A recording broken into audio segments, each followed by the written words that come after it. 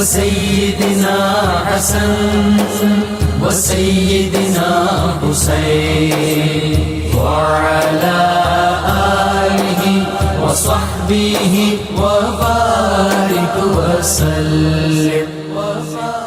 ایک بار پھر ناظرین میں آپ کو خوش آمدید کہتا ہوں، اور آئیے چلتے ہیں کتاب الشفا کی جانب، اور ہر مصیبت اور بیماری سے حفاظت کا وظیفہ آپ کو بتلا رہے ہیں. توجہ سے ذرا سن لیجیے اور اس کو بلکہ لکھ بھی لیجیے. فرمانے مصطفیٰ صلی اللہ علیہ وآلہ وسلم ہے کہ جب رات کو سونے لگو تو سورہ فاتحہ اور سورہ اخلاص پڑھ کر دم کر لیا کرو، سوائے موت کے ہر قسم کی بلا سے محفوظ رہو گے انشاءاللہ.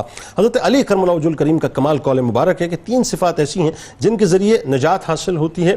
ایک یہ کہ حق اور سچ کو تھامے رکھنا، دوسری یہ کہ باطل سے پرہیز کرنا، اور تیسری یہ کہ نیک کاموں کی کوشش کرنا. روزنامہ 92 نیوز میں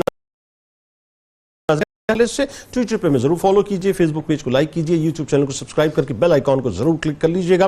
ہمارے ساتھ ملک کے معروف شناخواہ جناب حسان بن خورشید موجود ہیں. آپ کو خوش آمدید. السلام علیکم. آئیے جناب چلتے ہیں نعرے کی جانب، لیکن اس سے پہلے تجدید عہد وفا.